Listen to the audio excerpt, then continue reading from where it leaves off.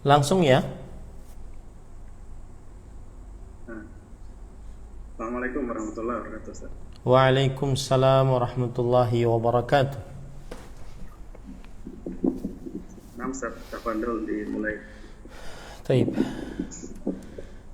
Bismillahirrahmanirrahim. Innal hamdalillah nahmaduhu wa nasta'inuhu wa nastaghfiruh wa na'udzu billahi min shururi anfusina wa sayyiati a'malina. Man yahdihillahu fala mudilla lahu wa man yudlil fala hadiya lahu. Wa ashhadu an la ilaha illallah wahdahu la syarika lahu wa ashhadu anna Muhammadan abduhu wa rasuluh. Ya ayyuhalladzina amanu taqullaha haqqa tuqatih wa la tamutunna illa wa antum muslimun. Ya ayyuhan nasu taqu rabbakumul ladzi khalaqakum min nafsin wahidah wa khalaqa minha zawjaha wa batha minhuma rijalan katsiran wa nisaa'a wattaqullaha alladzi tasaaluna bihi wal arham innallaha kana 'alaikum raqiba. Ya ayyuhalladzina amanu taqullaha wa qulu qawlan sadida yuslih lakum a'malakum wa yaghfir lakum dhunubakum wa man yuti'illaha wa rasulahu faqad faza fawzan 'azima. Amma ba'd, fa inna asdaqal hadits kitabullah wa ahsanul hadi hadi Muhammadin sallallahu alaihi wa ala alihi wa sallam wa syarrul umuri muhdatsatuha wa kullu muhdatsatin bid'ah wa kullu bid'atin dhalalah wa kullu dhalalatin finnar.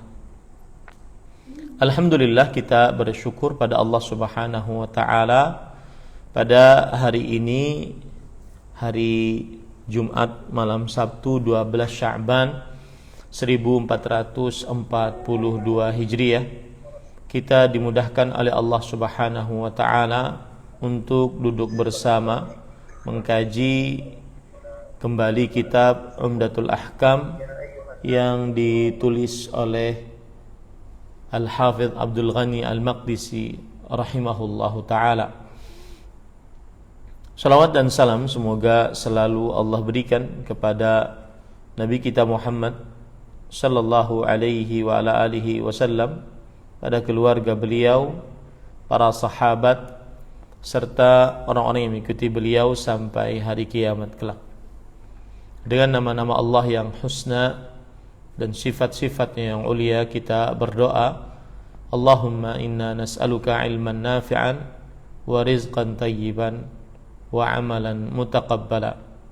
Allahumma anfa'na bima 'allamtana wa 'allimna ma yanfa'una wa zidna ilma. Allahumma inna na'udzubika min ilmin la yanfa' wa min qalbin la yakhsha' wa min nafsin la tashba' wa min du'ain la yusma'. Allahumma amin. Ahibati hafizakumullah, para ikhwah dan akhwat, bapak ibu saudara-saudari yang saya cintai karena Allah, semoga Allah Subhanahu wa taala selalu menjaga kita. Pada kesempatan kali ini kita membaca, atau kita masih di dalam Kitabun Nikah, dan kita membaca hadis yang ke-317 yang dibawakan oleh penulis. Qala al-musannifu rahimahullahu ta'ala an Anas bin Malik radhiyallahu anhu qala min as-sunnati idza tazawwaja al-bikra 'ala ath-thayyib aqama 'indaha sab'an thumma qasam wa idza tazawwaja ath-thayyiba aqama 'indaha thalathan thumma qasam. Qala Abu Qilabah walau syi'tu laqultu inna Anasan rafa'ahu ila an-nabiy sallallahu alaihi wa ala alihi wasallam. Dari Anas bin Malik radhiyallahu anhu, beliau berkata, termasuk dari sunnah jika seseorang menikahi perempuan perawan di atas janda, maka ia atau tinggal di sisi janda, di sisi perawan tersebut sebanyak 7 hari. Kemudian setelah itu dia membagi. Dan jika ia menikahi seorang janda ataupun yang sudah menikah, maka dia diam di sisi perempuan tersebut sebanyak 3 hari. Kemudian setelah itu dia berbagi.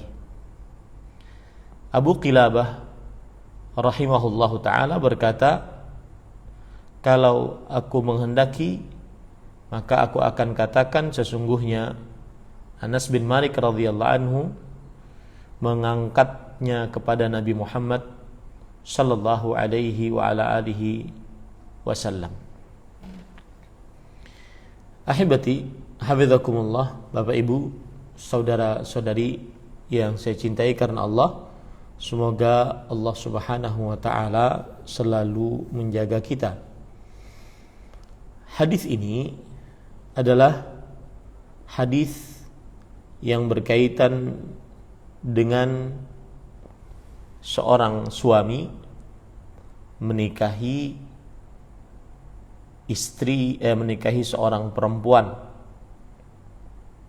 baik itu janda ataupun perawan, dan dia sudah memiliki istri sebelumnya.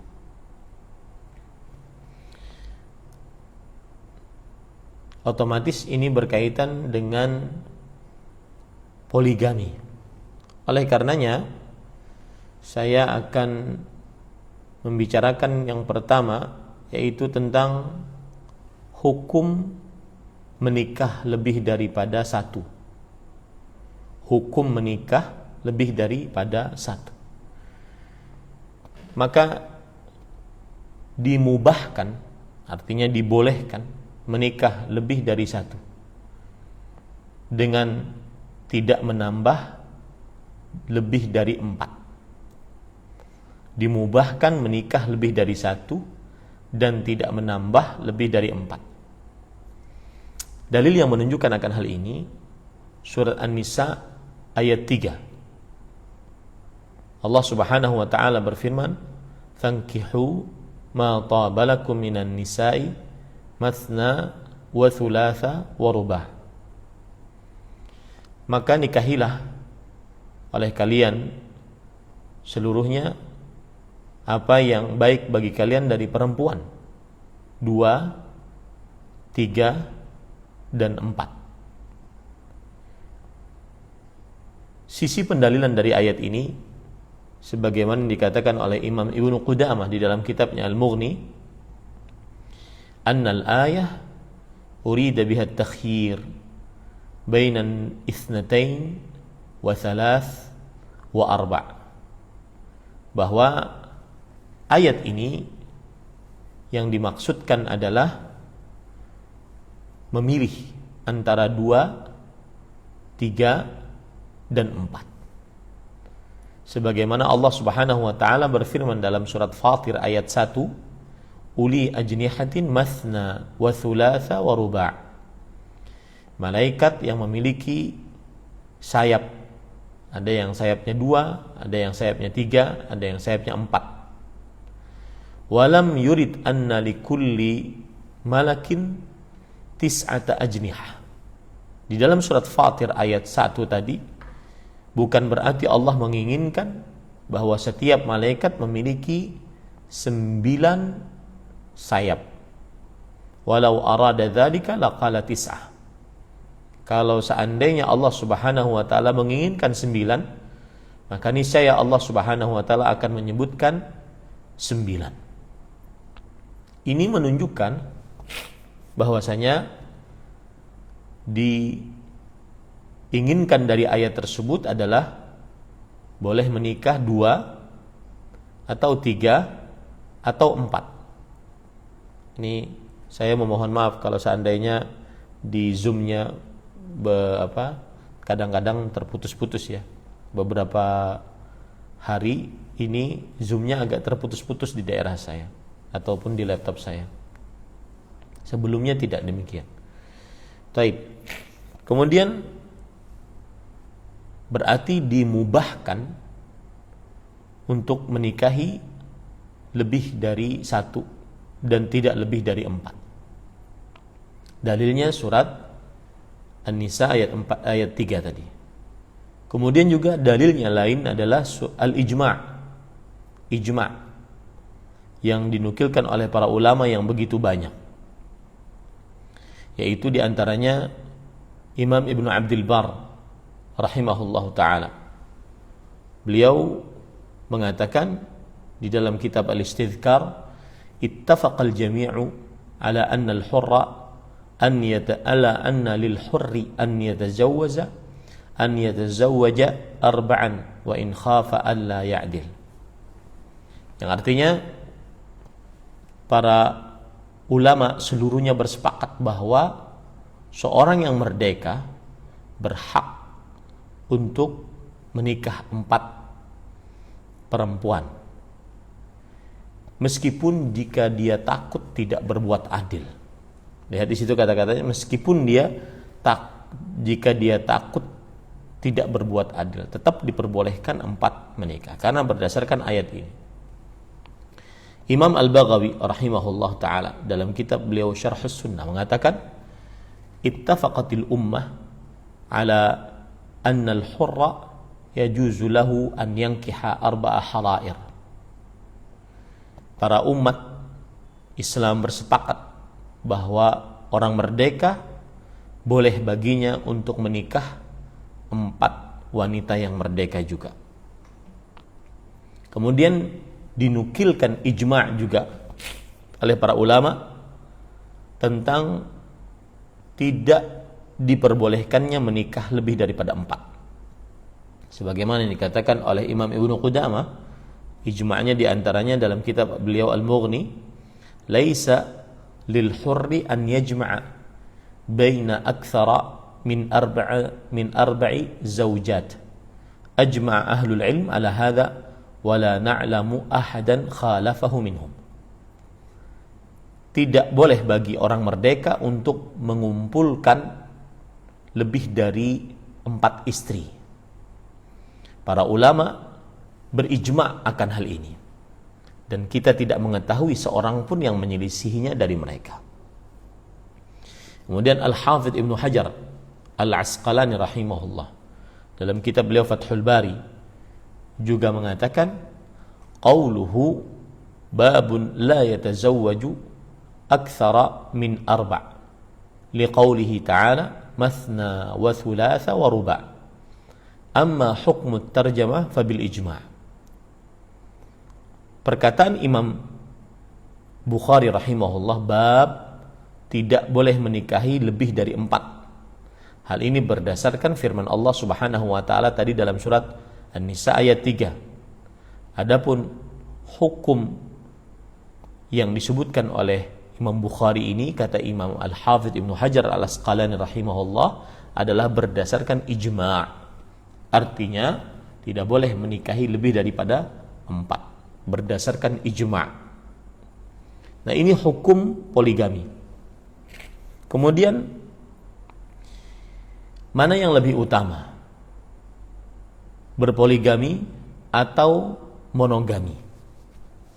Maka para ikhwan yang dirahmati oleh Allah Subhanahu wa taala, tidak diragukan lagi bahwa yang patut didahulukan pertama kali adalah memperhatikan keadaan manusia tersebut, keadaannya, kemudian juga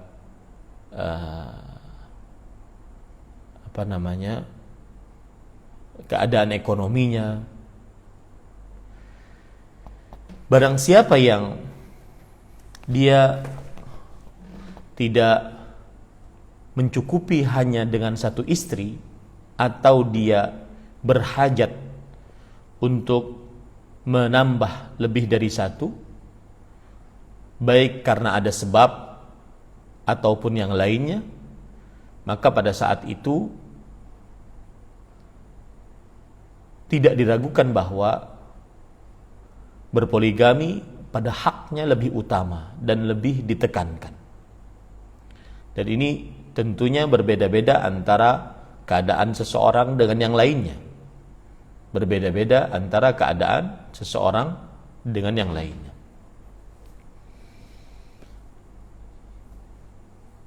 Sekali lagi, apabila seseorang tidak merasa dirinya terjaga kesuciannya, apabila menikah hanya dengan satu istri dan dia berhajat untuk lebih banyak dari satu karena ada sebab, misalkan dia sangat kuat untuk melakukan hubungan badan dan tidak mencukupi hanya dengan satu, tidak sabar kalau seandainya istrinya dalam keadaan haid, apalagi dalam keadaan nifas, maka pada saat itu lebih utama pada dirinya saat itu adalah berpoligami. Tentunya kembali lagi dilihat keadaannya dan juga keadaan dirinya. Kemudian adapun dalam keadaan tidak ada hajat, tidak ada keperluan, maka para ikhwan yang dirahmati oleh Allah Subhanahu wa taala, para ulama mengatakan lebih utama dia untuk mencukupkan satu kalau seandainya tidak ada keperluan. Satu aja kadang-kadang dia tidak terlalu semangat untuk berhubungan badan di setiap pekannya. Satu saja kadang-kadang dia terlalu keletihan untuk berhubungan badan di setiap pekannya. Jadi tidak ada keperluan dia untuk menambah, dan kesucian kemaluannya bisa terjaga, bisa tetap terjaga hanya dengan satu. Maka dalam keadaan seperti ini tidak berpoligami lebih utama. Dia memiliki satu istri yang dia cintai, yang dia bahagia dengannya, dan istri tersebut bisa menolong agama suaminya dan juga bisa bersama-sama mengarungi kehidupan keluarga, kehidupan dunia. Maka satu istri lebih utama dalam keadaan seperti ini. Dan dianjurkannya satu istri dalam keadaan seperti ini adalah mazhab kebanyakan para ulama. Ingat ya, dalam keadaan seperti ini. Tadi keadaan pertama berbeda dengan keadaan kedua. Ya. Coba perhatikan Abul Husain Al-Imrani dari mazhab Syafi'i berkata, qala Syafi'i wa uhibbu lahu an yaqtasir ala wahidah wa in ubiha lahu akthar. Aku menyukai bagi dia untuk mencukupkan hanya satu, meskipun dibolehkan lebih baginya. Berdasarkan firman Allah Subhanahu wa taala, ini dalil yang apabila seseorang tidak memerlukan untuk nambah, maka lebih utama satu. Saya ulangi, ini dalil yang menunjukkan bahwasanya satu lebih utama dibandingkan nambah jika dia tidak memerlukan untuk nambah. Bahasa mudahnya mungkin satu aja nggak habis-habis gitu. Ya. Dalilnya adalah Allah Subhanahu wa taala berfirman, "Fa in khiftum alla ta'dilu fawahidah aw ma malakat aymanukum dzalika adna alla ta'ulu." Yang artinya, maka jika kalian takut untuk tidak berbuat adil, maka cukup satu. Atau kalian memiliki budak, yang demikian itu lebih dekat bagi kalian agar kalian tidak berbuat zalim. Ini pendapat Imam Asy-Syafi'i rahimahullah. Kemudian ada Ibnu Daud menyanggah pendapat Imam Asy-Syafi'i. Beliau mengatakan, bukankah Nabi Muhammad sallallahu alaihi wasallam berpoligami? Dan tidaklah beliau melakukan kecuali yang paling utama. Dan beliau Nabi Muhammad sallallahu alaihi wasallam juga bersabda, menikahlah kalian dan perbanyaklah kalian. Tanakahu takatsaru. Menikahlah kalian dan perbanyaklah kalian. Maka jawabannya adalah, kata Imam Abul Husain Al-Imrani rahimahullah, bahwa selain Nabi Muhammad sallallahu alaihi wasallam, maka yang paling utama pada haknya adalah mencukupkan satu, karena khawatir tidak berbuat adil. Adapun Nabi Muhammad sallallahu alaihi wasallam, maka kita mengimani bahwasanya beliau bisa berbuat adil akan hal itu. Dan yang dimaksud dengan sabda Rasul sallallahu alaihi wasallam, tanakahu takatsaru, teruslah kalian menikah dan perbanyaklah, maka ini adalah anjuran untuk menikah, bukan anjuran untuk berpoligami. Itu jawaban dari kitab Al-Bayan fi Madhabil Imam Asy-Syafi'i. Kemudian Al-Mardawi yang bermadzhab Hambali mengatakan, wa yustahabbu aidan alla yazida ala wahidah, dan dianjurkan untuk tidak menambah dari satu istri. In hasala bihal i'faf, jika dengan satu saja dia sudah menjaga kesucian kemaluannya. Ya, dianjurkan hanya satu. Jika dengan satu saja dia sudah bisa menjaga kemaluan kesuciannya, kesucian kemaluannya. Alas sahih minal madhab, menurut pendapat yang sahih dari madhab, yaitu Imam Ahmad ibn Hanbal. Dan berkata Ibnu Khatib As-Salamiyah, jumhurul ashab istahabbu alla yazid ala wahidah. Mayoritas madhab ulama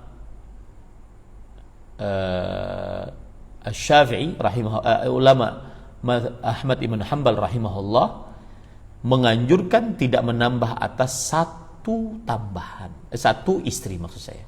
Dan ini dari kitab Al-Insab.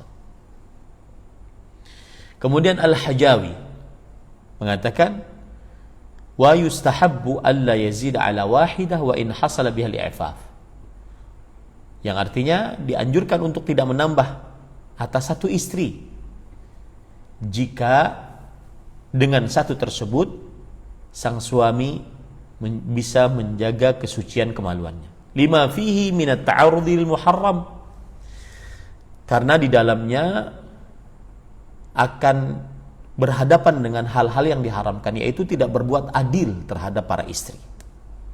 Allah berfirman, walan tastati'u an ta'dilu bainan nisa walau harastum. Kalian tidak akan pernah sanggup untuk berbuat adil di antara istri-istri kalian meskipun kalian bersungguh-sungguh. Wa qala sallallahu alaihi wasallam, man kana lahu imra'atan famala ila ahadihima jaa yaumal qiyamah wa shiqquhu ma'il. Dan Nabi Muhammad sallallahu alaihi wasallam bersabda, barang siapa yang mempunyai dua istri dan dia lebih condong kepada salah satu dari keduanya, maka dia datang pada hari kiamat dalam keadaan bahu tubuhnya dalam keadaan miring. Hadis diriwayatkan oleh imam yang 5, Imam Bukhari, Imam Muslim, Abu Daud, Tirmidzi, An-Nasai, Ibnu Majah. Dan ini dari kitab Kashful Qina'. Kemudian ahibati hafizakumullah ta'ala, seorang ulama yang bernama Jamaluddin Ar-Rimi, ulama Islam abad ke-8 Hijriah, wafat pada tahun 792 Hijriah, mengatakan, inda Syafi'i wa kaffatil ulama yajuzu lil hurri an yajma'a baina arba'i zawjatin hara'ir wa la yajuzu an yajma'a baina akthar min arba' wa yustahabbu alla yazida ala wahidah la siyama fi zamanina hadha. Subhanallah. Dan dibolehkan untuk seorang lelaki yang merdeka untuk menikahi 4 istri merdeka, dan tidak diperbolehkan untuk menggabungkan lebih dari 4 istri, dan dianjurkan tidak menambah atas 1 istri, terutama pada zaman kita ini. Dari kitab Al-Ma'anil Badi'ah fi Ma'rifat Ikhtilaf Ahli Syariah. Ulama kontemporer di zaman sekarang, Imam Ibnu Utsaimin rahimahullah mengatakan, wa dhahaba ba'du ahli ilm illa annahu yusannu an yaqtasir ala wahidah. Sebagian ulama berpendapat bahwasanya disunnahkan untuk mencukupkan 1 istri. Wa 'allala dzalika bi annahu aslam lidh-dhimmah minal jawr. Dan mereka berpendapat bahwasanya itu lebih selamat dalam tanggung jawab daripada berbuat kezaliman. Li'annahu idza tazawwaja ithnatain aw akthar faqad la yastati'u al-'adla bainahuma. Karena jika dia menambah beristri 2 atau 3, maka sungguh dia nanti dikhawatirkan tidak sanggup berbuat adil di antara keduanya. Wa li'annahu aqrabu ila man'i tashattutil usrah. Dan dia lebih dekat untuk tidak terjadinya cerai-berai suami istri ataupun keluarga secara umum.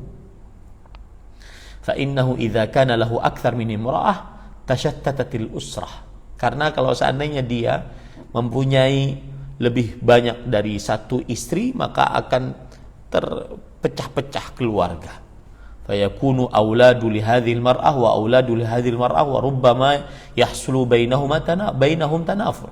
Maka sang istri mempunyai beberapa anak, sang istri yang kedua punya beberapa anak, akhirnya terjadi di antara keduanya, di antara mereka saling bertengkar.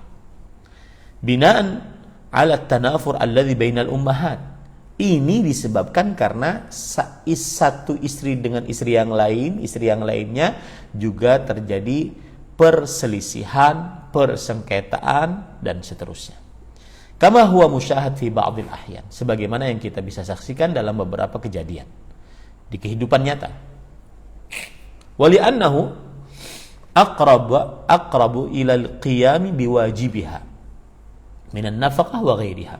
Dan juga disebabkan karena lebih dekat untuk benar-benar menafkahi 1 istri dibandingkan selainnya. Wa ahwanu 'alal mar'i min mura'atil 'adl. Dan ini lebih ringan bagi seorang lelaki untuk memperhatikan keadilan. Susah ya. Susah sih kayaknya, saya belum pernah nyoba juga. Subhanallah. Fa inna mura'atil 'adl amrun 'azim. Karena memperhatikan keadilan ini adalah perkara yang agung. Yahtaju ila mu'anat wa hadha huwal masyhur minal madhhab. Ya, memerlukan kepada beberapa perjuangan ya. Dan ini yang masyhur dari mazhab Imam Ahmad bin Hanbal rahimahullah taala. Jadi apabila memang seorang, saya pernah bertemu dengan orang seperti ini, dia kelihatan kekar gitu, tubuhnya kurus aja tapi kekar. Beliau cerita, kenapa antum poligami? Anak nggak cukup 1 Ustaz, saya harus 2, saya harus 3 gitu, saya nggak cukup. Sedangkan istri saya nggak kuat Ustaz. Maka pada saat itu dia oke lah, dia berpoligami asalkan dia bisa berbuat adil dan dia bisa menafkahi dengan baik. Tapi kalau seandainya ada yang dia tidak seperti tadi, mempunyai hajat, ada sebab, dia 1 saja nggak habis-habisnya, bahasanya begitu ya, 1 aja nggak habis-habis gitu, maka jumhur ulama atau kebanyakan para ulama berpendapat 1 istri lebih utama dibandingkan 2, 3 atau 4. Wallahu a'lam. Kemudian ahibati hafizakumullah taala, kita masuk kepada hadis yang kita baca tadi. Makna dari hadis ini adalah minas sunnah. Ketika seorang sahabat Rasul sallallahu alaihi wasallam mengucapkan minas sunnah, termasuk sunnah, maka itu berarti adalah ajaran Rasulullah sallallahu alaihi wasallam. Ajaran Rasul sallallahu alaihi wasallam. Jika seorang lelaki menikahi perempuan perawan di atas perempuan janda, artinya sang lelaki ini berpoligami. Istri yang baru dia nikahi adalah, atau perempuan yang baru dia nikahi adalah seorang perawan. Maka sang suami bermalam di rumah istri barunya tersebut selama 7 hari 7 malam. Baru setelah itu membagi dengan adil.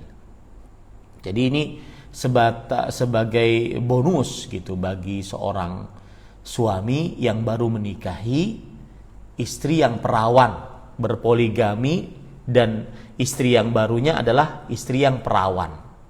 Maka dia berdiam di rumah istri yang perawan tersebut sebanyak 7 hari. Nah, istri yang sudah lama tidak boleh untuk protes. Kenapa 7 hari di situ? Maka inilah syariatnya. Setelah 7 hari 7 malam bermalam di situ, maka baru setelah itu berbagi secara adil. Dan apabila seorang dari seorang dari lelaki menikahi janda, artinya bukan perawan, dia menikahi janda, maka kemudian dia tinggal di rumah istri baru yang merupakan janda tersebut sebanyak 3 hari. Baru setelah itu dia bagi lagi. Abu Qilabah rahimahullah, Abu Qilabah ini adalah kunyah, dan beliau ini nama aslinya Abdullah bin Zaid Al-Jarmi, seorang tabi'i dan imam di kalangan tabi'i, salah seorang murid terkenal dari Abdullah bin Abbas radhiyallahu anhuma. Abu Qilabah terkenal ceritanya yang sangat menarik, yaitu tentang bagaimana beliau mempunyai 2 tangan,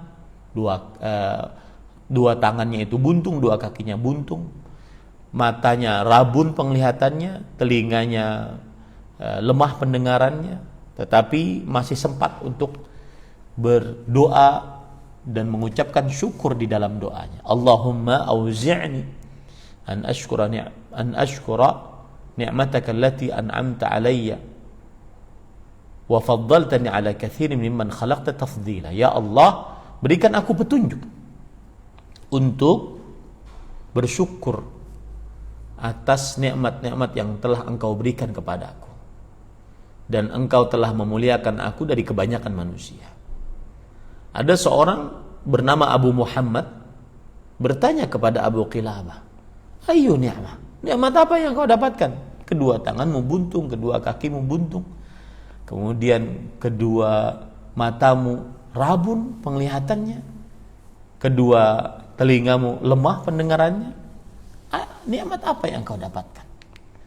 Maka beliau mengatakan, "Kalau seandainya halilintar menyambarku, lautan menenggelamkanku, bumi menelanku, aku tidak akan pernah berhenti untuk bersyukur kepada Allah Subhanahu wa ta'ala."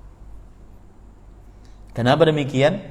Karena Allah telah memberikan aku lisan yang dengannya aku bisa berzikir kepada Allah Subhanahu wa ta'ala. Nah, ini adalah sindiran keras bagi orang-orang yang suka mengeluh dengan segala macam musibah yang dia dapatkan dan ujian yang dia dapatkan dari Allah Subhanahu wa ta'ala.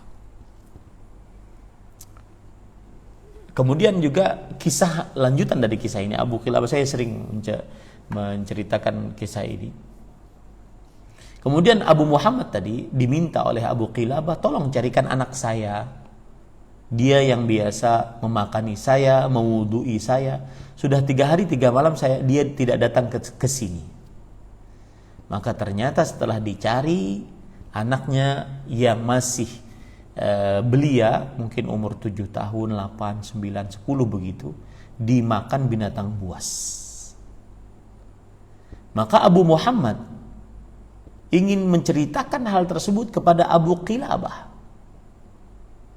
Kemudian Abu Muhammad mengatakan, kamu tahu nggak ceritanya Nabi Yunus alaihi salam yang dimakan oleh ikan paus? Kamu tahu nggak ceritanya Nabi Ayyub? Kamu tahu nggak diceritakan orang-orang yang kena dapat musibah. Abu Qilabah seorang ulama besar, tentulah beliau tahu. Sudahlah, mana anak saya? Bagaimana keadaannya? Maka Abu Muhammad bercerita bahwasanya anakmu dimakan binatang buas. Kemudian Abu Qilabah mengatakan, Inna lillahi wa inna ilaihi raji'un. Kemudian Abu Qilabah mengatakan, Alhamdulillah alladzi lam yakhluq min dzurriyyati khalqan ya'sihi fayu'adzibuhu bin nar. Segala puji bagi Allah Subhanahu wa taala. Segala puji bagi Allah Subhanahu wa taala yang belum menjadikan dari diriku keturunan yang mana keturunan tersebut bermaksiat kepada Allah Subhanahu wa taala. Kemudian Abu Qilabah menghirup nafas, kemudian setelah itu meninggal. Apa pelajaran yang kita bisa ambil dari cerita Abu Qilabah? Yang pertama, bagaimanapun bersyukurlah kepada Allah. Karena semua musibah yang Allah takdirkan tidak akan pernah buruk 100%.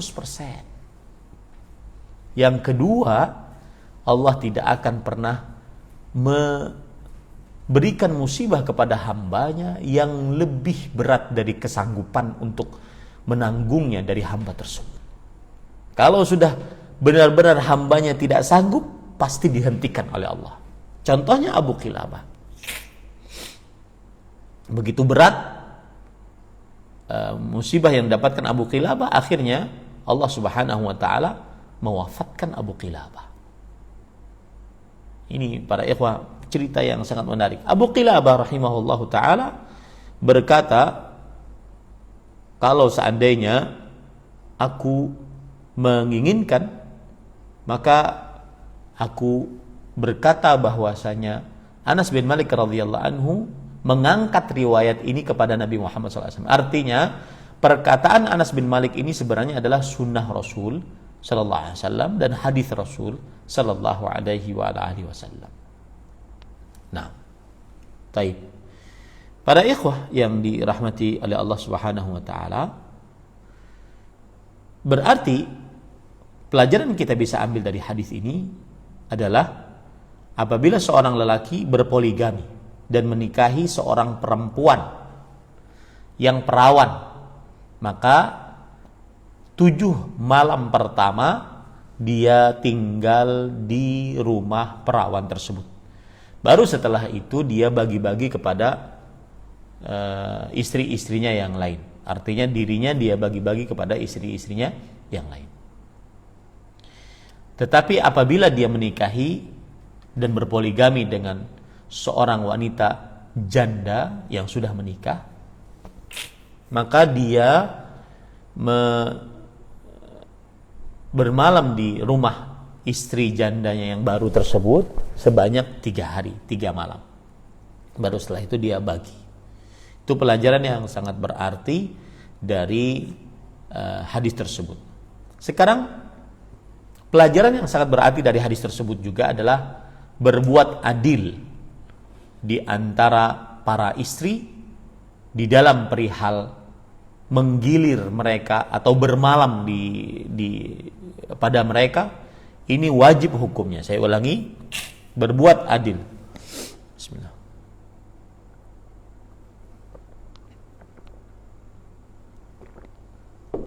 Saya minum dengan tangan kanan. Berbuat adil kepada para istri bagi suami yang berpoligami di dalam perihal menggilir istri atau bermalam di tempat istri-istrinya, ini hukumnya wajib. Makanya saya nasihatkan bagi suami yang ingin berpoligami, dia memberitahukan kepada istrinya, bukan minta izin, memberitahukan kepada istrinya agar dia bisa melaksanakan ini, yaitu mabit, bermalam di rumah istrinya dengan adil, dan tidak perlu dia untuk berbuat dusta, mengatakan keluar kota atau yang semisalnya, tidak perlu. Ya. Tetapi dia menceritakan masalah nanti terjadi perang dunia ke-5, ke-6, ke-7, itu urusan ditanggung masing-masing. Bagaimana dia menghadapi istrinya, ya, itu urusan ditanggung masing-masing. Makanya wajib berbuat adil di dalam perihal mabit, bermalam, ya, dan tidak bisa berbuat adil kecuali dengan kejujuran bahwa saya sudah menikah, kamu istri pertama saya, istri kedua saya di gang sebelah sana, istri ketiga saya di gang sebelah sini, istri keempat saya di gang sebelah situ, agar dia bisa adil di dalam penggiliran bermalam. Dan ini keadilan yang wajib hukumnya berdasarkan surah An-Nisa ayat 19, wa'ashiruhunna bil ma'ruf, dan gaulilah istri-istri dengan ma'ruf. Kemudian juga surah An-Nisa ayat 3, fankihu ma taba lakum minan nisa mathna wa thulatha wa ruba' fa in khiftum alla ta'dilu fawahidah. Nikahilah oleh kalian seluruhnya apa yang baik bagi kalian dari perempuan, 2, 3, atau 4. Maka jika kalian takut untuk tidak berbuat adil, maka cukup 1. Disebutkan di dalam kitab Mirqatul Mafatih yang ditulis oleh Imam Al-Qari' bahwa ketika Allah Subhanahu wa taala berfirman, jika kalian tidak sanggup untuk berbuat adil, maka cukup 1. Ketika Allah berfirman ini, setelah Allah menghalalkan menikah lebih dari 1 dan tidak boleh lebih dari 4, maka istafadna anna hillal arba' muqayyad bi'adami khawfi adamil adl. Lihat ini, perhatikan baik-baik. Yang sudah berpoligami, yang mau berpoligami, yang berangan-angan poligami. Ya, kita bisa ambil faedah bahwasanya kehalalan menikahi 4 terbatas, tidak ada rasa takut dari tidak adil. Wa thubutul man'i an aktsara min wahidah inda khaufihi, dan tetapnya larangan menikah dari 1 ketika menikah lebih dari 1 ketika takut tidak adil. Fa'ulima ijabuhu inda ta'addudihi. Maka ini semua menunjukkan wajibnya berbuat adil saat berpoligami. Ya, ini hati-hati para ikhwan. Nah, saya nasihatkan bagi yang berpoligami sekarang, jujur pada istri, ya, karena Anda wajib berbuat adil dalam menggilir istri-istri Anda. Dan saya nasihatkan kepada istri kedua, istri ketiga, istri keempat, ya, jangan mau dizalimi oleh suami. Jangan mau, minta haknya. Bilang itu habis dengar pengajian bab poligami, ya, minta haknya kepada suami. Karena ketika sudah sang suami menikah 1, 2, dan 3, dan 4, nggak ada nama istilah ini istri tua, ini istri baru, nggak ada. Semuanya istri berhak untuk mendapatkan keadilan. Jangan mau dizalimi oleh suami, datang sebulan sekali saja, kecuali saudari rela dibegitukan. Ya, saudari mungkin rela dibegitukan, jangan mau. Karena kewajiban suami untuk berbuat adil, ya. Dan resiko dia nanggung. Kalau seandainya, artinya gini, ada barang, ada harga gitu. Kalau seandainya dia ingin istri 4, kemudian istri pertama dia gilir, kemudian dia ingin istri kedua, dia ingin pergi kepada istri kedua, dia bertengkar dulu dengan istri yang pertama, resiko dia mempunyai istri banyak ya seperti itu. Tetapi istri kedua tidak tahu urusan. Yang penting kamu harus berbuat adil, bermalam juga di tempat saya. Di istri yang pertama itu 2 malam misalkan, istri yang kedua 2 malam, istri yang ketiga 2 malam, istri yang keempat 2 malam. Kecuali istrinya menggugurkan haknya seperti yang terjadi kepada Ummu Salamah radhiyallahu anha yang memberikan haknya kepada Aisyah radhiyallahu anha wa ardhaha. Bisa dipahami ini ya? Taib. Dan dalil yang lain yang menunjukkan wajibnya berbuat adil dalam penggiliran malam adalah hadis riwayat Imam Abu Dawud, Imam An-Nasai, Imam Ibnu Majah, Imam Ahmad, dan disahihkan oleh Imam Ibnu Daqiqil Id di dalam kitab Al-Iqtirah, kemudian disahihkan oleh sanadnya oleh Imam Ibnu Katsir dalam kitab Irsyadul Faqih, kemudian disahihkan oleh Imam Ibnu Hajar dalam kitabnya Bulughul Maram, dan Syekh Ahmad Syakir, Syekh bin Baz, Syekh Al-Albani rahimahullah, seluruhnya mensahihkan hadis ini. Tidak ada keraguan di dalam hadis ini bahwa Rasulullah SAW bersabda, "Man kanat lahum ra'atan famala ila ihdahuma jaa yaumal qiyamah wa shiqquhu ma'il." Barang siapa yang memiliki 2 istri lalu dia condong kepada salah satu dari keduanya, maka dia datang pada hari kiamat dalam keadaan tubuhnya miring. Sisi pendalilan akan wajibnya berbuat adil, ya, yaitu kata para ulama, fihi dalilun ala taukidi wujubil adl bainaz zaujat. Di dalamnya terdapat dalil tentang penekanan kewajiban adil di antara para istri.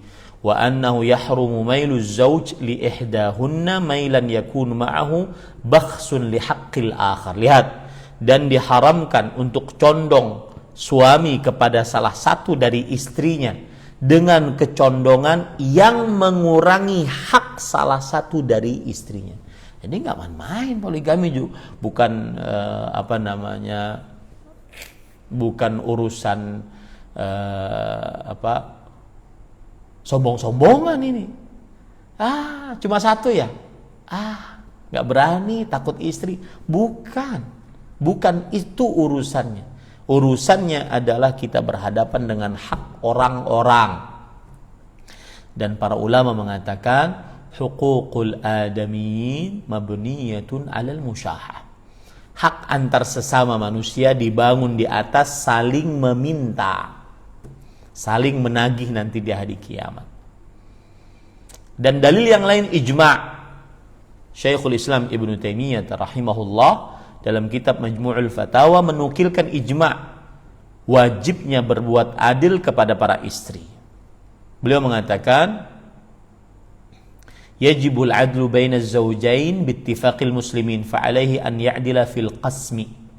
Wajib berbuat adil di antara 2 istri dengan kesepakatan kaum muslimin. Maka wajib atasnya untuk berbuat adil di dalam pembagian malam. Ya, ini hati-hati para ikhwah. Saya nasihatkan sekali lagi kepada suami yang berpoligami ataupun yang ingin berpoligami ataupun yang masih menghayal poligami indah kayaknya. Maka wajib berbuat adil, jujur kepada istrimu. Saya sudah menikah, istri saya yang kedua di sana, istri saya yang ketiga di sana, istri saya yang keempat. Salah satu fungsinya adalah bisa nyaman berbuat adil dalam pembagian malam dan tidak berdosa karena berbuat zalim kalau seandainya tidak adil. Kemudian saya nasihatkan kepada istri kedua, istri ketiga, istri keempat, jangan mau dizalimi oleh suamimu.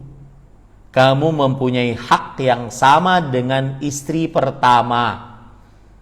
Ya, jangan mau dizalimi oleh suamimu.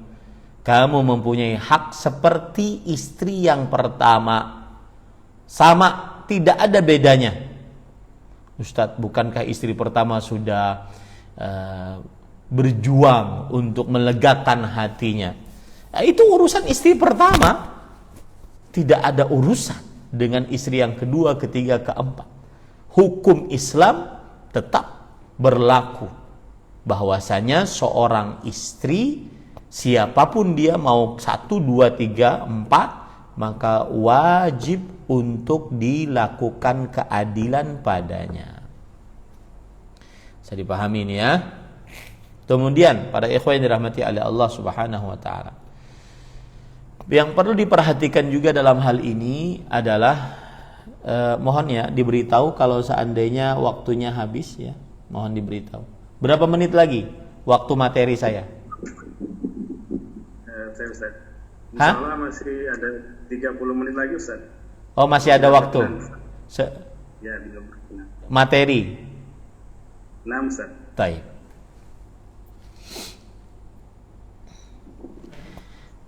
Kemudian yang selanjutnya adalah penyamaan pembagian antara para istri di dalam kecondongan hati dan di dalam jima. Itu tadi kan pembagian pembagian bermalam. Ya, bermalam, pokoknya bermalam di situ, mau disetubuhi enggak disetubuhi, pokoknya bermalam aja di situ. Ya, kalau ini enggak, permasalahan yang lain yaitu kecondongan hati, lebih cinta kepada istri pertama daripada istri kedua, ya. Saya jadi ingat kawan saya, Ustadz juga di Kalimantan juga. Beliau cerita ketika beliau poligami. Cerita-cerita menarik lah ya. Beliau mengatakan, kalau ana tahu din poligami seperti ini rasanya, maka lebih baik ana berkelahi dengan 1000 orang yang memakai parang daripada ana menghadapi orang-orang seperti ini. Apa ceritanya? Karena beliau berhadapan dengan ibu mertua, berhadapan lebih parah lagi ibu kandung. Kebetulan ibu kandungnya ahli silat. Jadi ibu kandungnya membela istri pertamanya. Ya, istri pertamanya sudah baik, sudah hafizah, sudah macam-macam lah. Jadi ibu kandung si laki-laki ini, si suami ini malah menyilat anaknya. Benar-benar disilat, habis. Karena ahli silat, bengkak sini, luka sana. Subhanallah. Dan tidak bisa melawan, kan anak. Tidak bisa melawan ibu kandung. Ya. Hanya bisa mengatakan iya, iya, iya.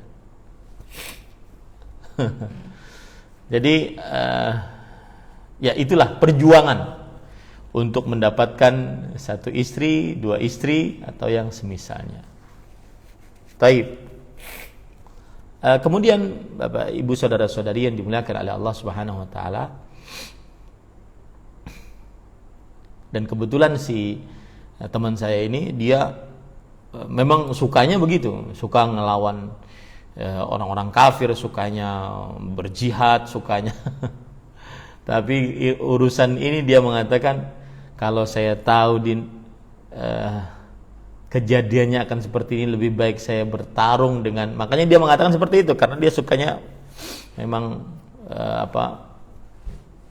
kuat gitu, berkelahi dengan orang kafir membawa pedang, walaupun mereka 1000 saya akan lawan. Itu lebih ringan bagi saya dibandingkan saya melawan ibu saya gara-gara saya berpoligami.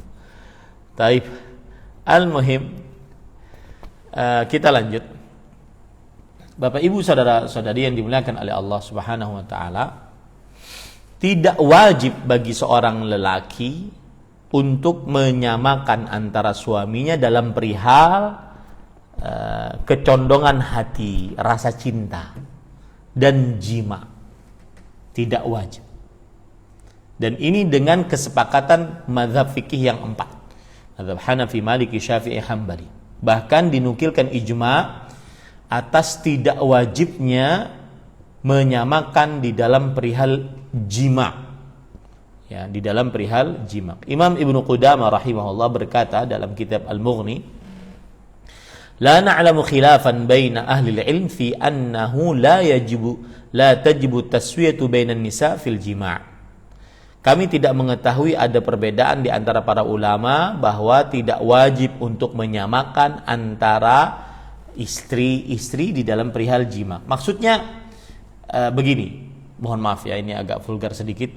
Kalau seandainya istri yang pertama dia jimaki dengan cara seperti ini, istri yang kedua dia mungkin lebih semangat karena lebih perawan, istri yang ketiga dia santai saja karena tidak terlalu cantik, istri yang keempat begini, maka tidak wajib untuk sama di dalam perihal berjima. Tetapi bermalam tadi wajib tuh, bermalam, ya. Kemudian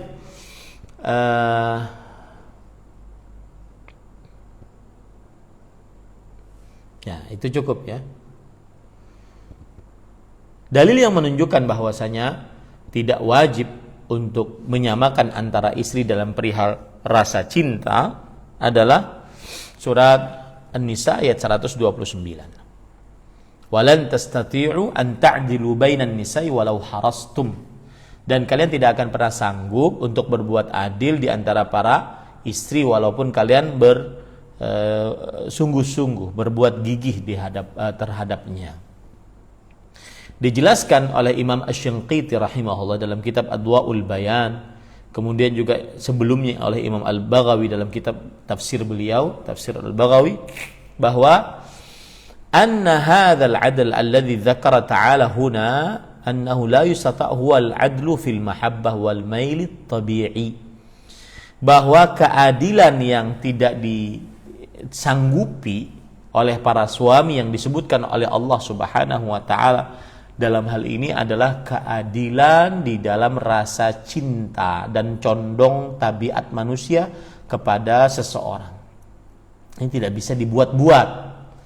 Ya, mungkin kalau seandainya orang suami punya istri 4, dia lebih condong kepada istri pertama. Seperti teman saya tadi itu, dia mengatakan, bagaimanapun. Saya kan tanya, gimana? Sekarang kalau sudah punya istri 2, lebih condong kemana? Yang baru atau yang lama? Yang lama lah, Din, katanya. Yang lama sudah tahu kalau ibarat kata itu ada mur, kemudian ada bautnya, dia lebih tahu bagaimana melayani suami. Ya, dia lebih tahu karena dia lebih lama. Nah, ini kalau seandainya seperti ini tidak mengapa. Ya. Berbeda dengan keadilan di dalam al-huquq asy-syar'iyyah, hak-hak syariat. Fa innahu mustata', maka pada saat itu dia sanggup untuk melakukannya. Hak-hak syariat nanti akan saya sebutkan selanjutnya. Ya. Baik. Nah, kemudian juga para ikhwan yang dirahmati oleh Allah Subhanahu wa taala, ini dalil yang pertama yang menunjukkan bahwasanya seorang suami tidak wajib adil terhadap istri-istrinya dalam perihal kecondongan hati, rasa cinta yang mengakibatkan juga berjimak, berbeda dengan satu istri dengan satu yang lainnya.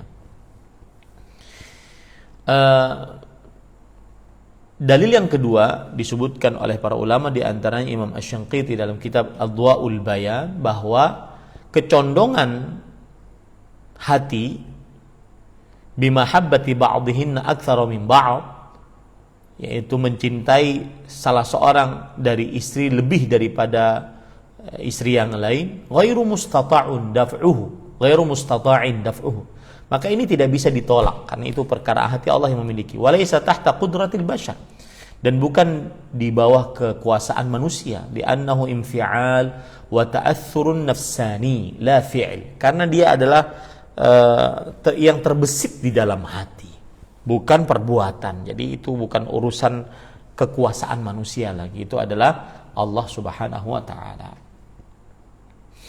Kemudian dalil yang ketiga disebutkan oleh Imam Ibnu Qudamah dalam kitabnya Al-Mughni, li'anna al-jima'a tariqatus syahwah wal mail. Karena yang namanya bersetubuh itu tariquhu syahwah wal mail. Kita saat bersetubuh kan karena ada syahwat dan karena ada kecondongan. La sabila ila taswiyah bainahunna fi dzalik. Maka tidak ada jalan untuk menyamakan di antara keduanya. Fa inna qalbahu qad yamilu ila ihdahuma dunal akhar. Seorang suami kadang lebih condong kepada istri pertama dibandingkan istri kedua karena ini permasalahan hati. Hatinya lebih condong kepada salah satu dari istrinya. Kemudian juga dalil yang keempat yang dibawakan oleh para ulama di antaranya disebutkan oleh Imam Ibnu Abidin dalam kitab Hasyiahnya bahwa keadilan yakunu fima yamlikuhu zauj. Seorang suami wajib berbuat adil dalam perihal yang disanggupi oleh suami. Adapun yang tidak disanggupi oleh suami seperti perkara hati, maka ini tidak wajib adil.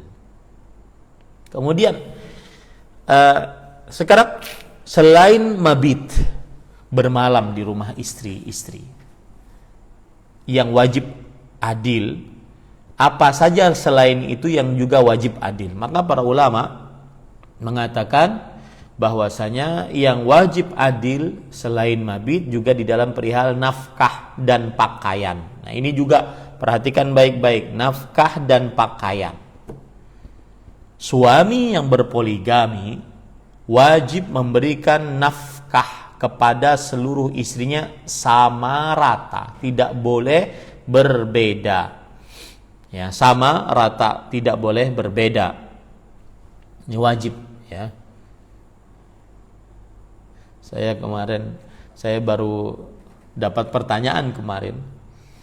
Ustadz, ini pertanyaan dari seorang istri. Ustadz, suami saya dia ingin menikah lagi, padahal dia mempunyai saya sebagai istrinya dan ada 3 anaknya. Dia mengatakan kepada saya bahwa saya ingin menikah lagi dengan seorang wanita yang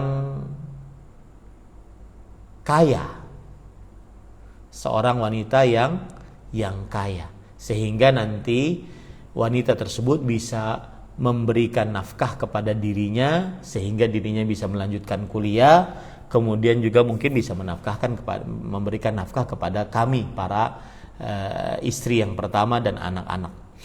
Bagaimana hukumnya? Sedangkan dia sendiri, sang suami, sulit ekonominya. Maka jawabannya adalah seorang suami yang semestinya menafkahi istri. Ya, karena di situ akan terjadi kepemimpinan. Ar-rijalu qawwamuna 'alan nisa bima faddalallahu ba'dahum 'ala ba'd wa bima anfaqu min amwalihim. Para lelaki pemimpin bagi perempuan disebabkan karena Allah meninggikan kedudukan lelaki dibandingkan perempuan. Dan disebabkan karena para lelaki memberikan nafkah kepada istri. Bukan berarti malah suami yang dinafkahi oleh istri. Meskipun, perhatikan baik-baik, meskipun dari hadis Abdullah bin Mas'ud radhiyallahu anhu, seorang istri dia bagus untuk memberikan nafkah kepada suaminya. Tetapi itu tidak mesti selalu. Nah, secara hukum syariah seperti itu. Dalam secara hukum manusiawinya, bermasyarakatnya, adakah perempuan yang seperti itu? Maka ternyata ketika saya angkat ini ke media sosial, hampir 99% perempuan tidak mau. Ya. Kalau ada perempuan tajir melintir kaya raya, tidak mau mempunyai suami yang memanfaatkan dirinya. Nah, maka wajib menafkahi. Bahkan disebutkan oleh para ulama, nafaqatuz zauj ala zaujatihi wajibatun wa in kanat muwsiratan. Seorang suami menafkahi istrinya itu wajib, meskipun sang istri kaya raya, tajir melintir, ya, wajib menafkahi. Nah, seperti itu. Ada kawan saya juga cerita, Ini jarang-jarang beliau bercerita seperti itu kepada saya. Jarang-jarang nanya gitu, bismillah. Din, ente kapan poligami? Maka saya jawab, wah saya tidak sanggup kayaknya. Kemudian pada saat itu beliau mengatakan, saya balik lagi, lalu antum kapan? Anak kalau mau poligami, anak mau cari yang istri yang kaya raya, Din, katanya. Daripada yang miskin, susah nanti, sudah nafkahi susah gitu. Jadi kalau seandainya ada seorang istri yang memang bersedia untuk tidak dinafkahi, ya itu sah-sah saja dia menikah dengan istri seperti itu. Ya, misalkan, Ustadz, nikahilah saya tidak akan meminta nafkah kepada Ustadz. Maka ya sah-sah saja, akan tetapi mungkin di awal seperti itu, tetapi nanti tidak ada kepemimpinan bagi suami yang seperti itu. Susah untuk menjadi pemimpin. Saya pernah kajian juga di salah satu kepulauan di Indonesia. Waktu itu yang mengadakan kajian adalah pemerintah daerah malahan. Kemudian yang menghadiri kajian adalah kepala bagian. Ada seorang kepala bagian dan dia perempuan. Beliau mengatakan, Ustadz, mohon maaf, saya ingin bertanya. Kata beliau, apa yang Ustadz sebutkan itu benar. Seorang lelaki wajib menafkahi. Kalau tidak, gugur, runtuh harga dirinya di hadapan istri. Dan saya katakan, itulah metodologi yang disebutkan dalam Al-Quran. Seorang lelaki bisa menjadi pemimpin, akan ditaati, berwibawa di hadapan istrinya apabila dia menafkahi. Dan itu memang tabiat manusia seperti itu. Ya. Nah, saya, Ustadz, kepala bagian. Gaji saya lebih daripada suami saya. Keperluan rumah, listrik, air, telepon, itu dari saya, Ustaz. Akhirnya saya tidak menganggap apa-apa suami saya itu, Ustaz. Saya hanya agar bisa kesucian saya terjaga. Adapun dia memimpin, dia menyuruh, itu nggak ada urusan saya, Ustaz. Saya hanya perlu dia kalau seandainya saya ingin digauli, itu saja. Lihat ini cerita hakiki nyata. Suami yang tidak menafkahi, maka dia tidak ada nilai di hadapan istrinya.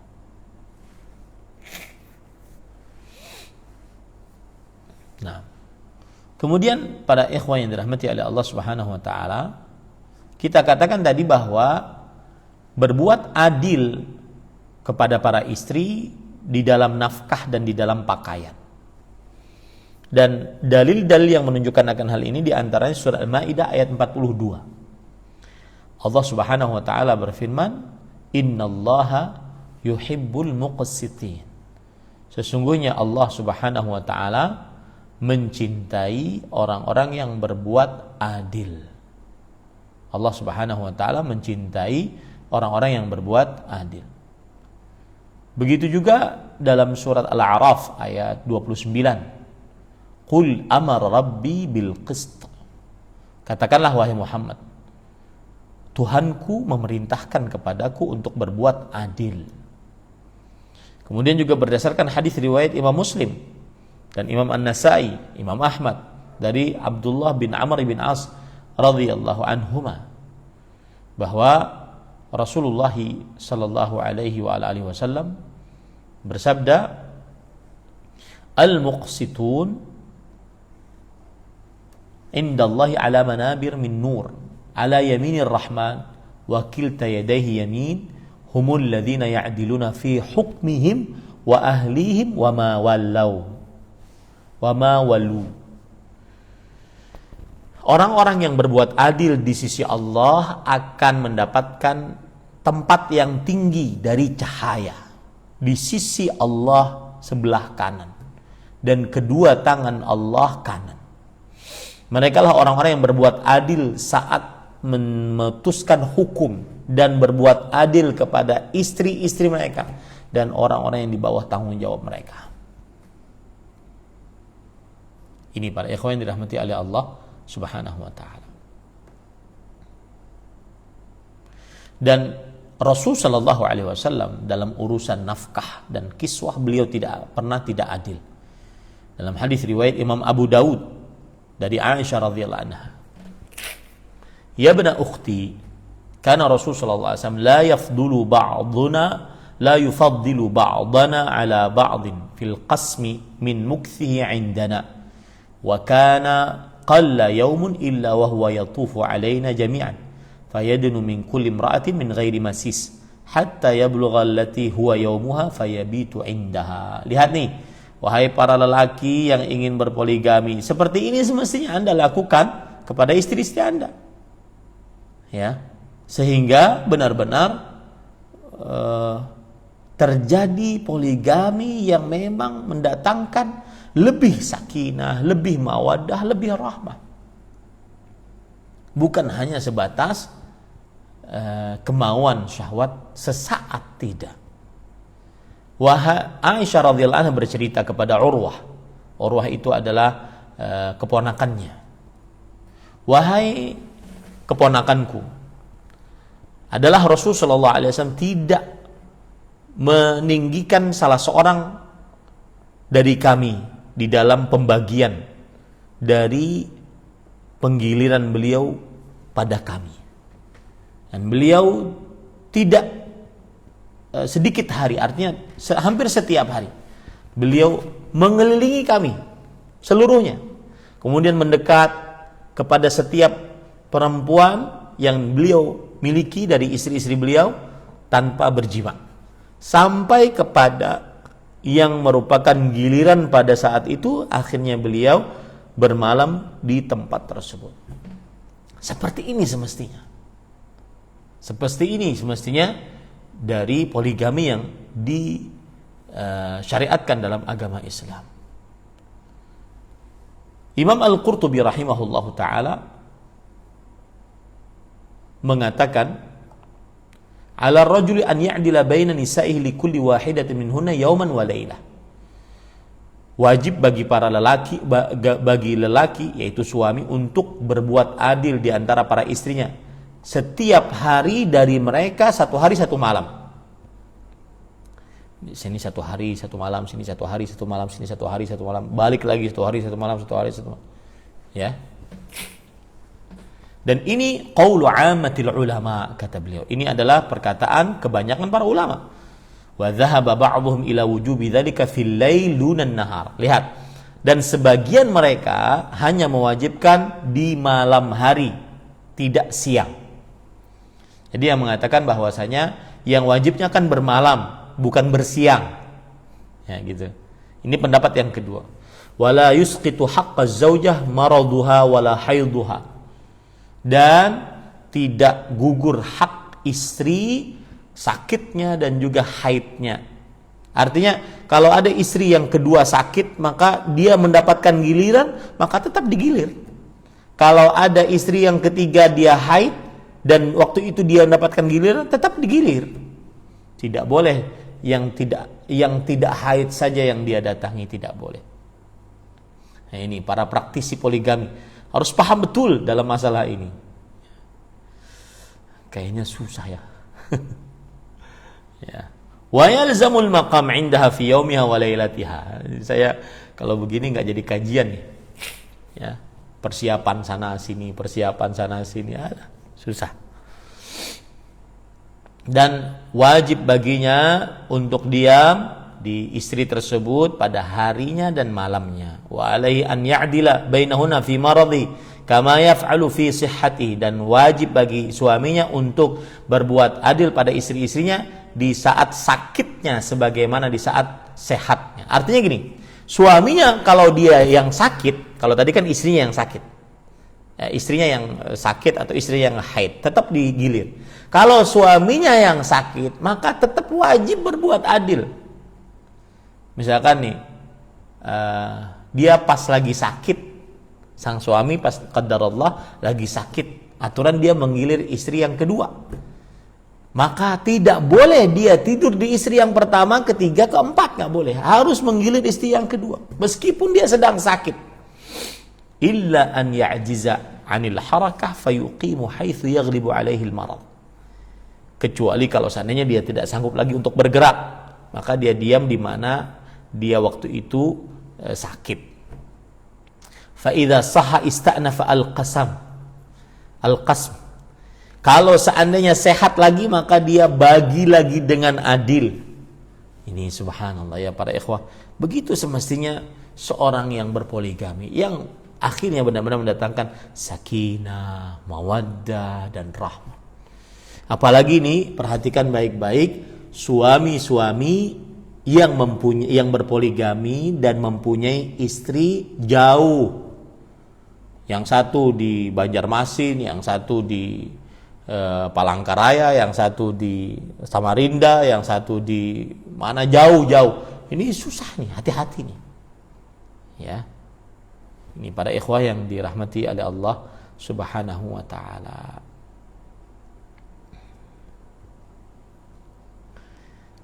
Cukuplah sudah itu.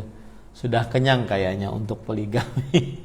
Silahkan jika ada yang ingin bertanya. Wallahu a'lam. Wa sallallahu nabiyana Muhammad walhamdulillahi rabbil alamin. Alhamdulillah. Jazakallahu khairan atas ilmu dan waktu yang telah diberikan. Baik, kita langsung masuk ke sesi tanya jawab. Ini ada pertanyaan yang masuk nih Ustaz. Ya. Cukup menarik. Pertanyaannya, apakah ada keutamaan apabila seorang istri mencarikan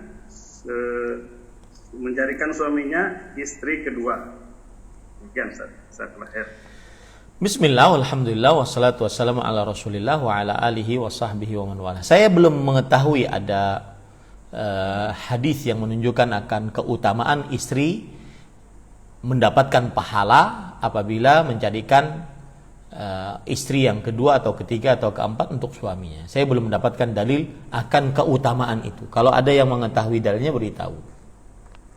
Tetapi apabila seorang istri mencarikan istri bagi suaminya, maka pada saat itu dia harus melihat kemampuan suaminya, kemampuan kekuatan suaminya, kesehatannya, dan juga ekonomi suaminya. Jangan sampai dia mencarikan istri untuk suaminya, kemudian akan menelantarkan istri yang terbaru tersebut.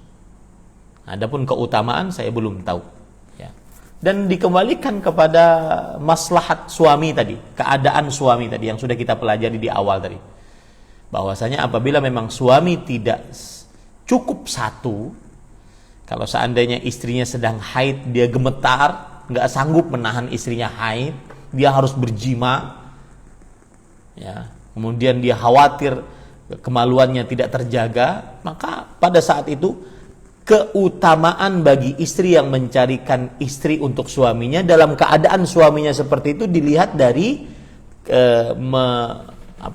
menyelamatkan suaminya. Tetapi adapun dalil khusus maka saya belum dapati dan belum tahu. Ya, mungkin ada yang tahu, mohon diberitahukan. Wallahu a'lam. Mudah-mudahan jawabannya bisa dipahami. Nah. Baik Ustaz, berikut pertanyaan kedua. Ustaz, Assalamualaikum warahmatullahi wabarakatuh. Seorang laki-laki menikah lagi. Istri keduanya ikhlas tidak mendapat bagian malam bersama suaminya. Jadi selama menikah bertemu suami siang saja, tidak sampai bermalam. Istri pertamanya tahu suaminya punya istri lain. Bagaimana hukumnya Ustaz? Jazakumullahu khairan. Bismillah, walhamdulillah, wassalatu wassalamu ala rasulillah wa ala alihi wa sahbihi wa man wala. Saya ingin mengoreksi pertanyaannya. Ikhlas. Dalam pertanyaan tadi disebutkan kata ikhlas. Ikhlas ini tidak bisa digunakan kecuali untuk ibadah kepada Allah Subhanahu wa taala. Jadi istri keduanya ikhlas. Suami hanya menggilir di siang hari, sedangkan di malam hari tidak. Ini bukan ikhlas, tetapi rela. Lebih tepatnya bahasanya adalah rela. Istri kedua rela bahwa digauli hanya siang hari, tidak di malam hari, dan tidak bermalam pada istri yang kedua. Nah, jawabannya adalah kalau seandainya istri yang kedua rela, berarti dia kan sudah menggugurkan haknya untuk dimalami oleh suami. Entah itu ketika bermalam bergaul atau tidak. Dia berarti sudah menggugurkan haknya. Ketika sudah menggugurkan haknya, maka pada saat itu boleh-boleh saja. Ya, boleh-boleh saja. Tidak mengapa, karena itu sesuai dengan kerelaan antara suami dan istri, dan tidak ada urusannya dengan istri yang pertama.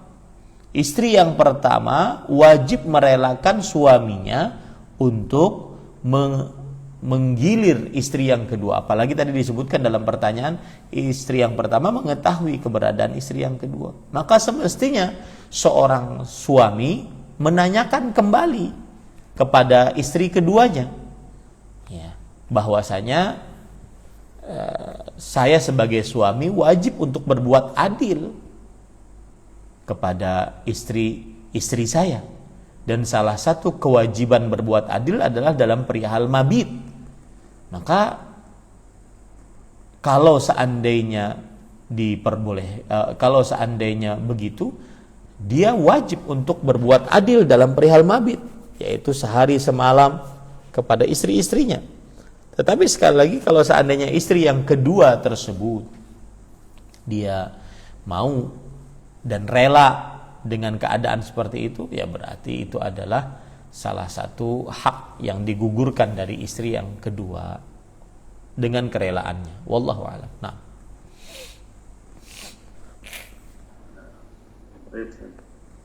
Ada pertanyaan dari anak pribadi, Ustaz, tentang menikahkan anak perempuan. Dulu di zaman nenek anak dulu dinikahkan itu setelah lulus SD. Terus zaman ibu anak ketika umur SMA dinikahkan. Adapun sekarang kan urusnya lulus kuliah baru dinikahkan. Dan apabila seperti anak gadis dinikahkan sebelum lulus kuliah, kadang orang-orang berkata kurang baik ya, Ustaz. Apakah ini urf yang berlaku sekarang, menikahkan anak setelah lulus kuliah bisa diikuti atau bagaimana, Ustaz? Mohon tanggapannya dan saran. Jazakallahu khairan. Bismillah, walhamdulillah, wassalatu wassalamu ala rasulillah wa ala alihi wa sahbihi wa man wala. Maka ini sebenarnya adalah lari kepada permasalahan hadis yang sebelumnya kita pelajari, bahwa apabila anak perempuan tersebut janda, maka harus ada perintah dari si janda ini untuk menikahkan dirinya dengan seorang lelaki. Kalau seandainya tidak ada perintah, maka tidak dinikahkan. Tapi kalau seandainya ada anak perawan dan dia sudah baligh, maka pada saat itu seorang orang tua minta izin, dan izin dari anak perawan perempuan adalah dengan diamnya. Nah, kalau seandainya anak perawan tersebut belum baligh, maka para ulama berijma bolehnya menikahkan anak yang belum baligh kepada seorang lelaki tanpa minta izin kepadanya. Ya, tanpa minta izin kepadanya. Itu ijma para ulama. Nah, ini yang mungkin terjadi di zaman dahulu. Maka jawabannya adalah, apakah menikahkan setelah anak tersebut lulus SD atau setelah lulus kuliah, mana yang lebih utama? Maka dilihat maslahat masing-masing. Ya, dilihat maslahat masing-masing. Tidak bisa kita tentukan mana yang lebih utama. Tetapi yang jelas bahwasanya seorang orang tua tidak bisa menikahkan anak perempuannya yang janda sampai diperintahkan oleh anak perempuannya yang janda tersebut, dan juga tidak bisa menikahkan anak perempuannya yang perawan sampai dimintai izin, dan izinnya anak perempuan adalah yang perawan adalah dengan diamnya. Adapun anak perempuan yang belum baligh maka diperbolehkan untuk menikahkannya. Wallahu a'lam. Nah,